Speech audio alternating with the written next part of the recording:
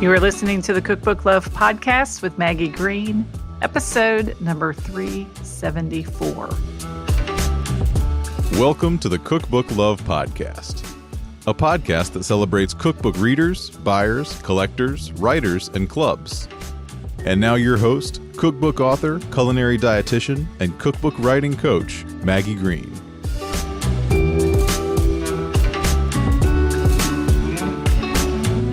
Hi, everybody. Welcome back to another episode of the Cookbook Love Podcast. How's everybody doing today? As always, hope you're doing well. And we just wrapped up our Get Paid to Get Published launch. And I am excited to be meeting with our members of that program this week. They are actively inside the program, working on building their platforms, shaping their cookbook concepts, writing cookbook proposals, and preparing to pitch their ideas to publishers. So I love working with them, and it is a program where we see progress. We see people doing amazing things. And of course, the exciting thing is when they get a book deal, they're able to work on writing their cookbook and then having it published. So I also, this past weekend, spent time at a female author event here in the city I live in. And I spent the day surrounded by readers and book writers. And we talked about books and creativity. And of course, I got on to talking about the value of cooking at home because I was one of the few cookbook authors there. And the value of cooking, not only for our health, for ourselves, but our families and our communities. And of course, that just blossoms out into our whole world. So if you're concerned about your health or the health of your family or things going on in your community, I always say head to the kitchen, cook a meal, share a meal with people. And I had this realization when I was at this author event that the reason I was in that room was because I was a published author. That the book and being a published author is what opened the door for me. It wasn't a social media following. It wasn't luck. It wasn't perfect timing. It was the act of being published. And behind that was the act of writing my book word for word in a steady and faithful way. That's what got me there. And so I've been thinking a lot since then about book publishing. And the fact that prior to book publishing, we need to be writers. We need to be writing a book. And I'll tell you something, I've always had this call to write, even more than I've ever had a call to publish. I've always had a desire to have a notebook and a pen and to be reflective writing or writing for publication. I've talked about that on the podcast before. And publishing is truly wonderful, and making our writing public is wonderful. But writing is where all of these book projects begin. Writing is where we get to transform what we notice and what's happening in our reality, what we're feeling and what we're thinking about, into something that can feed others in either a physically nourishing way or feed their intellect or feed their soul. Words have the potential to do that.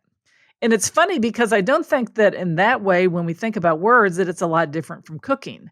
So let me see if you can follow me here for a minute. When we cook, we begin with ingredients such as vegetables or spices or herbs or grains, and we mix them or we measure them, we heat them, we cook them, we bake them, we stir fry them, however we cook them. And sometimes we don't always cook everything, but we mix them with seasonings and they're transformed into meals that feed people.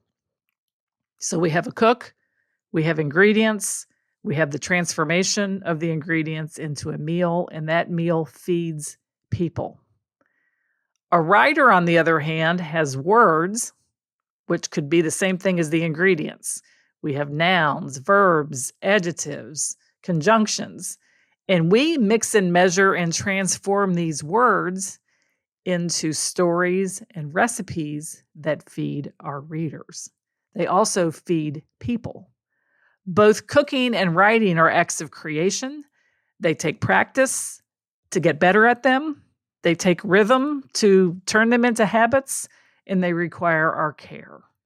But both of them have the potential in our lives to create income for our businesses and impact on other people. If we cook, we can sell things. We can sell food. Restaurants do this all the time. Food processing companies do this all the time.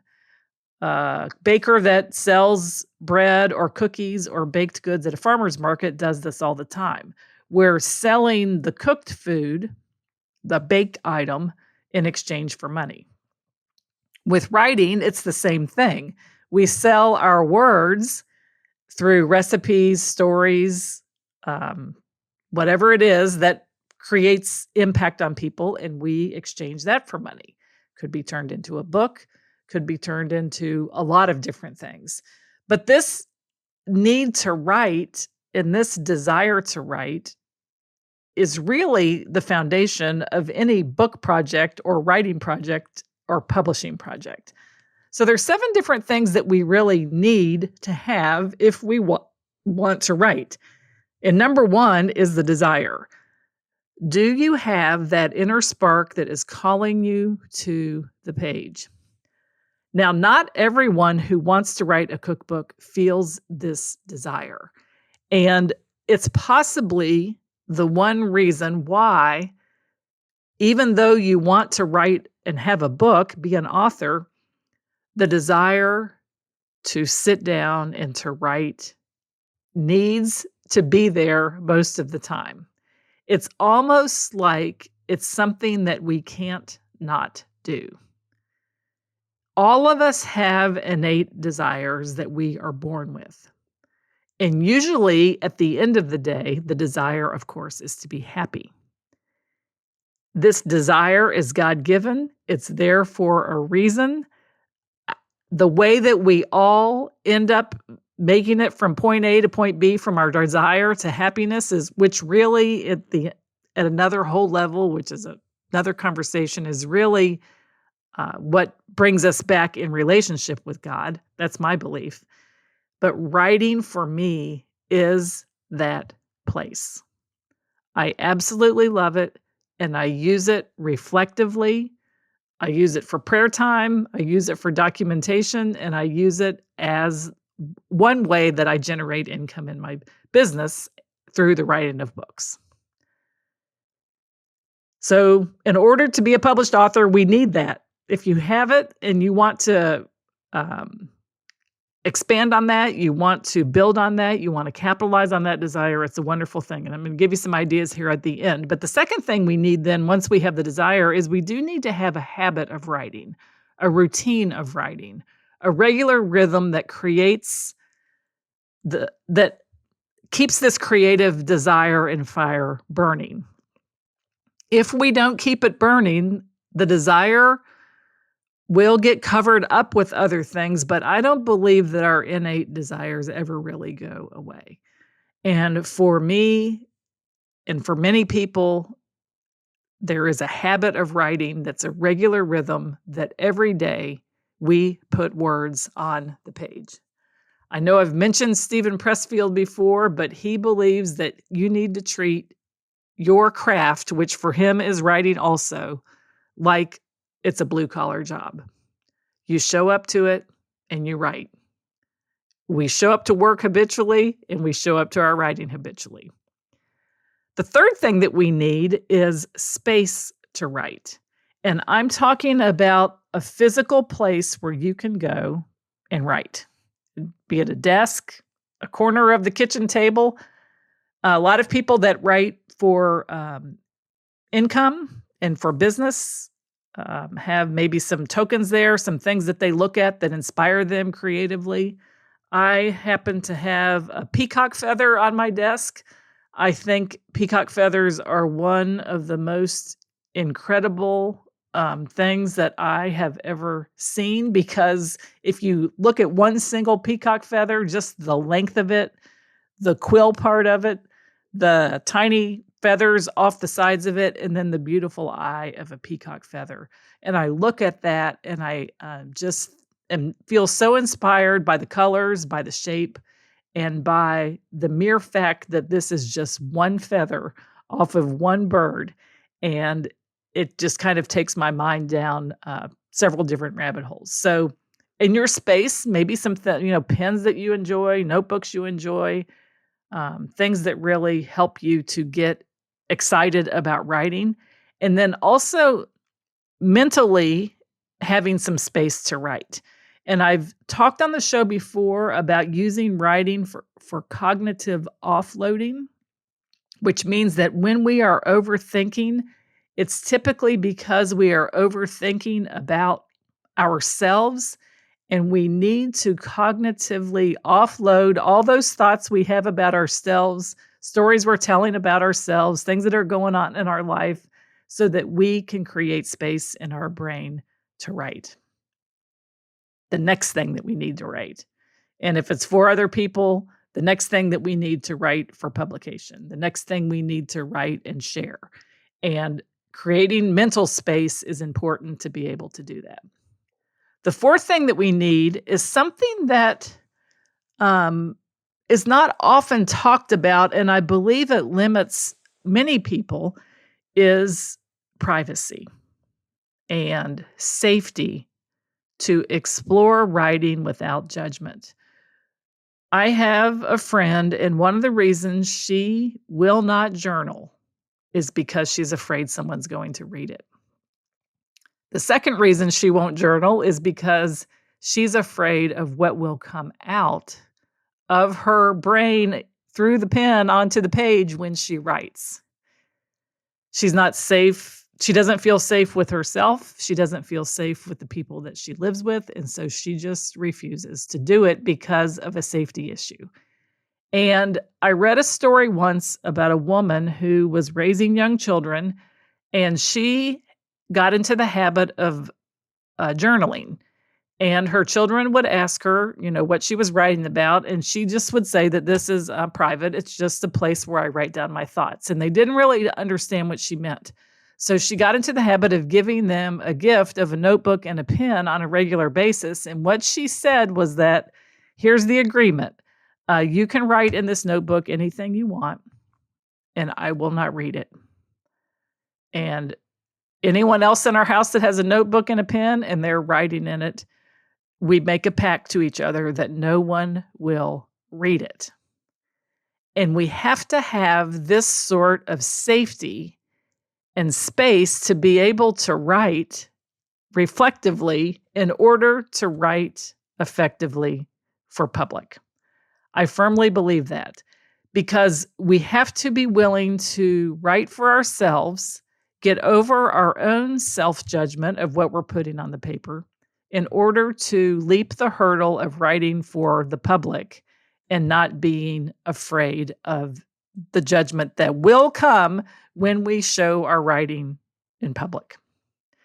Safety and privacy is huge. And it's something that I have not ever really talked about on this podcast before, but I believe that it's possible that we are either limiting ourselves from writing because of our own self-judgment, or we're afraid of other people reading our work. I have a ton of notebooks here in my home. I probably fill up one about every 4 to 6 weeks. So, it's often crossed my mind, like, what am I going to do with these notebooks? I rarely go back and read them. There's not a ton that's incriminating in them, but if something happens to me, all these notebooks are going to be available. And should I get rid of them before? Should I destroy them? What should I do with them? And I think that happens probably to a lot of writers. But privacy and safety are important, and you need to be safe with yourself. You need to know that your work is safe without judgment, at least from the reflective stage. And then when you get into writing for publication and you have an editor, they're not judging you, they're helping to make your work better. Okay, number 5, we also need to have time to write. And it's not as much about having the time, it's about taking time we already have been given to write. Our time is our life. Our life can be used in the pursuit of writing, and to protect the time that you want to spend to write. And that accumulates into progress with writing. If I write an hour every day or 3 pages every day over the course of a month, that's 100 pages. It's the compound effect. And it takes time to write. If any of you are working on a book project, you know exactly what I mean, but we need to protect our time to write. The sixth thing is if you were once a writer and you have stalled, I believe that we need courage to begin again, courage to start over, courage to pick up where we left off. Sometimes when we abandon projects, we feel ashamed for doing it. And it's not because we've done anything wrong, but because we think differently about ourselves when we don't continue a project that we started. So I encourage you to find the courage to begin again. No one's ever going to, shame you unless you shame yourself about not writing. And I say if it's something that you really want to do, finding the courage to start over and to pick up where you left off is sometimes one of the things that's really holding people back. And then number 7 of what we need is we need opportunities to learn. We need opportunities to grow. There's education courses for journaling, for writing. I teach about cookbooks and recipes. But there's so much more that we can do with our words than just cookbooks. And I was really thinking about this today is that there's a lot of different things, and I came up with 100 different things that we could use our words for to create revenue in our businesses. I mentioned we can sell what we cook. We can teach cooking classes. We can develop recipe for clients. We can cater food events, but we can also create revenue with our words. Our stories, our recipes, our reflections, they all hold value as well. And they can be shared and published and sold in ways that help others while supporting our own creative work in the kitchen. So if you're a cook or a baker and you use ingredients to create meals or baked goods, think of yourself also as potentially a writer who can use words to create stories, and both of the revenue from the food and from the words can feed your business. So I created a free guide that you can download at the link below called 100 Ways to Turn Your Recipes and Writing into Revenue. And if you go to the show notes here at the bottom, you can click the link. It actually is at cookbookwritersacademy.com/100 ways. And you can read through my list of 100 ways to turn your recipes and your writing into revenue. So I thought I would talk about 5 examples of some things that are from this PDF just to give you a taste of what I have prepared for you. All with the goal of thinking of your words as just as valuable as your ingredients. Your stories, your recipes, and the way you put written material together just as valuable as meals. Number 1, recipe PDFs and digital cookbooks are a way that you could be publicly written, publicly published with your best recipes, your experiences, your tips or tricks, and turning them into digital booklets or themed collections. If you're cooking, you already have the foundation of almost everything you need for recipes, and then turning them into a digital product that can be sold over and over and over again without requiring any sort of outside publisher. Number 2, meal planning guides. If you are good at meal planning, and this is your gift, you can create a printable workbook or download that helps people plan their meals. You can translate what you cook and what you know into words that help people solve the problem of not knowing how to plan a meal. I always say cooking is a series of steps. To get a meal on the table takes a series of steps. We got to plan what we're going to cook. We have to shop for ingredients. We need to prepare the food. We need to serve it, and then we need to clean up. The meal planning is just one slice of that. Use your words to help people plan meals. Write meal planning guides. Number 3, paid newsletters, either through your website or on Substack. You can write about food, cooking, life in the kitchen, share the stories behind your recipes, and invite your readers to subscribe for exclusive content. Your words can become someone's weekly nourishment. Number 4, cooking classes or workshops. Use your recipes and stories as teaching tools. Each class becomes both the culinary and a written word experience where your written work, the recipes, supports your spoken lessons, the class. Another one, number 5, is publishing a family cookbook, offering to help other people in your family preserve their recipes through a book that you put together. And this could be published as a digital download PDF. It could be published, self-published on KDP on Amazon. But you're not only writing the book, but you're helping other people preserve their recipes, their heritage in a way that lasts because it's in a print book. This is only 5 examples. In this download, I came up with 100 different ways that we can use our words and our recipes to generate revenue and income in our business. So again, if you want to download this free resource, go to cookbookwritersacademy.com/100 ways. You can download the resource. And as we move into this cozy season of cooking and gathering, here in the U.S., Thanksgiving is coming up. This is a perfect time to start documenting and writing what you are doing.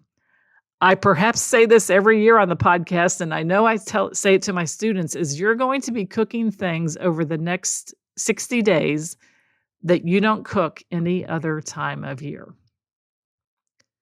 Document what you do. Write things down. Make some space to write. If you have a desire to write, it's a perfect time of year to build a reflective writing practice. It's going to be getting cold outside. We're going to be spending more time indoors, and I encourage you to write. Again, when you cook, you transform ingredients into meals that feed the body. When we write, we transform words into stories that feed people's souls. And when you share both, you create something very powerful in your business, and a business that nourishes others while sustaining you because you're in business and you're generating revenue. So that is it for today's episode of the Cookbook Love Podcast. This is your host, Maggie Green. And until next time, keep loving your cookbooks. Thanks for listening to the Cookbook Love Podcast. You can find out more information at www.cookbooklove.co.